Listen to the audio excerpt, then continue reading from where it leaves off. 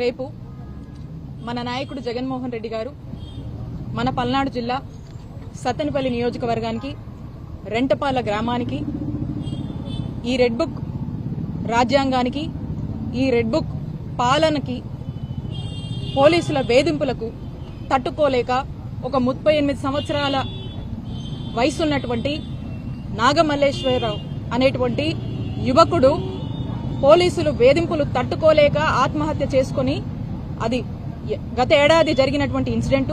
మరి సంవత్సరం అయింది. ఆ కుటుంబము ఉన్నటువంటి బాధని వాళ్ళ యొక్క భావాన్ని జగన్మోహన్ రెడ్డి గారికి వినిపించి వారు గుర్తుగా ఆ అబ్బాయి గుర్తుగా ఆ గ్రామంలో ఒక విగ్రహాన్ని ఏర్పాటు చేసుకుని దానికోసము దాన్ని జగన్మోహన్ రెడ్డి గారిని ఆ కుటుంబ సభ్యులు కలిసి మరి ఈ నేపథ్యంలో జగన్మోహన్ రెడ్డి గారు రెంటపాలకు వచ్చి ఆ కుటుంబానికి భరోసాగా అండగా ఉంటూ మరి ఆ విగ్రహావిష్కరణ చేయడానికి జగన్మోహన్ రెడ్డి గారు రానున్నారు. ఇప్పుడు ఇక్కడ జరుగుతున్నటువంటి పరిస్థితులు గాని ఇక్కడ ఉన్నటువంటి జిల్లాలో అందరికీ కూడా తెలుసు. ఏవో పర్మిషన్స్ పేరుతో ఇంకేవో అడ్డంకులు సృష్టించి జగన్మోహన్ రెడ్డి గారి కార్యక్రమాన్ని అడ్డుకోవాలని అనేక ఆంక్షలు విధించి వచ్చే పబ్లిక్ ని కన్ఫ్యూజ్ చేయాలని రీసెంట్ టైమ్స్ లో పొదిల్లో జగన్మోహన్ రెడ్డి గారికి చాలా పెద్ద ఎత్తున కూడా ప్రజాదరణ లభించింది. చాలా పెద్ద ఎత్తున కూడా వైఎస్ఆర్ కాంగ్రెస్ పార్టీకి రాష్ట్రంలో మద్దతు దొరుకుతుంది.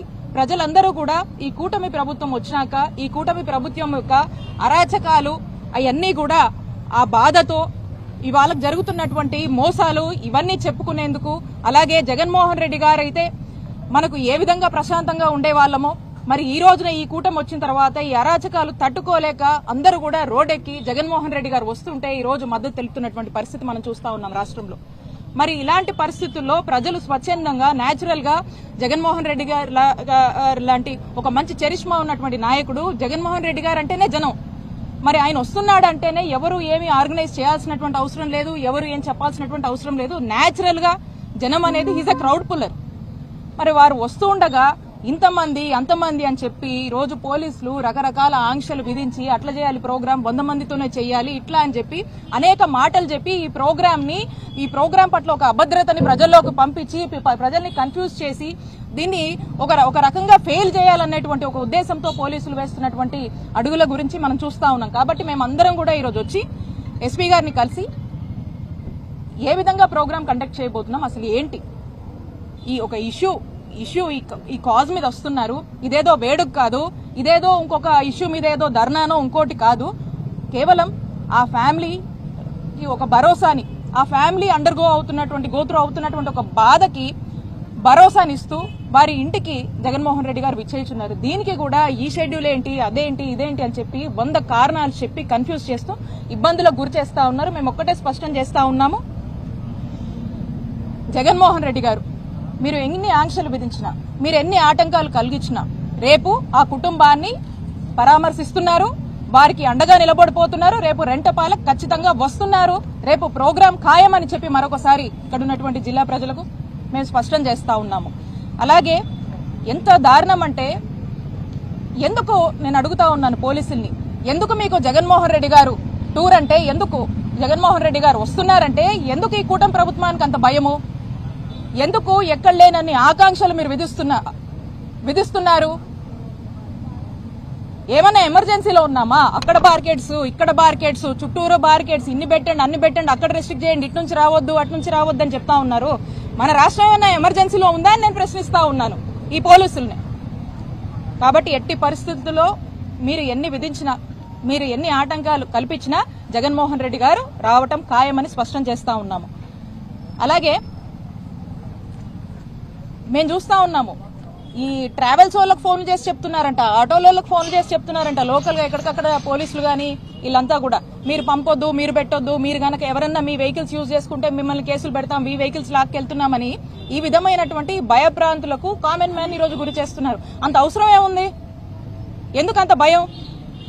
అంటే కూటమి ప్రభుత్వము ఫెయిల్ అవుతుంది, జనాదరణ అనేది ఈ రోజు వైఎస్ఆర్ కాంగ్రెస్ పార్టీకి నాయకుడు జగన్మోహన్ రెడ్డి గారికి పెరుగుతుంది.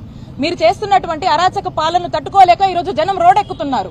రోడ్డెక్కి వాళ్ళ యొక్క బాధల్ని వాళ్ళకు నమ్మకం ఉన్నటువంటి, వాళ్లకు న్యాయం చేస్తాడని నమ్మకం ఉన్నటువంటి ఒక నాయకుడికి చెప్పుకోవడానికి రోడెక్కుతుంటే మీరు ఇదంతా కంట్రోల్ చేయాలి, ఈ గవర్నమెంట్ ఫెయిలియర్ అనేది కూటమి ప్రభుత్వం ఫెయిల్ అవుతుందని పబ్లిక్ గ్రహిస్తున్నారు, మంచి గ్రాఫ్ వస్తుంది, వైఎస్ఆర్సీపీకి ఒక గ్రాఫ్ పెరుగుతుంది, కాబట్టి దీన్ని మొత్తం కనపడకుండా చేయాలని చెప్పడానికే ఈ ఆంక్షలు విధిస్తా ఉన్నారు. ఖచ్చితంగా మేము చెప్తా ఉన్నాము, ఏదేమైనప్పటికీ రేపటి ప్రోగ్రాం జగన్మోహన్ రెడ్డి గారు వస్తున్నారు.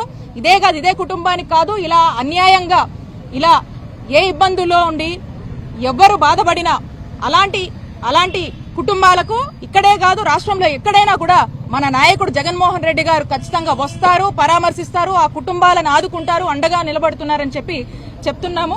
ఇక దీని మీద ధ్యాస లేదు వీళ్ళకి. ఇక దేని మీద ధ్యాస ఉందంటే వాళ్ళకి పూర్తి స్థాయిలో కూడా వీటి మీద ధ్యాస ఉంది. మా నియోజకవర్గంలో ఈరోజు చిలుకలూరుపేట నియోజకవర్గంలో నాదెండ్ల మండలంలో ఇద్దరు రైతులు దారుణంగా ఏ విధంగా ఆత్మహత్య చేసుకుని చనిపోయారో ఈరోజు ఈ వార్త అందరూ కూడా వినే ఉంటారు. ఎందుకు జరిగింది ఈ ఆత్మహత్య? ఆ రైతుకు అంత కష్టం ఎందుకు వచ్చింది? ఎందుకంటే కూటమి ప్రభుత్వం వచ్చాక రైతుకి న్యాయం జరగట్లేదు. రైతు కష్టాలు ఏ విధంగా ఉంది, ఎంత బాధల్లో ఉన్నాడు, ఆ బాధ తట్టుకోలేక ఈరోజు ఆ రైతులు ఆత్మహత్య చేసుకున్నారు. దీని బాధ్యత ఎవరు తీసుకుంటారు? దీనికి కారణం ఎవరు? కూటమి ప్రభుత్వం కాదా? ఇవేం పట్టవు.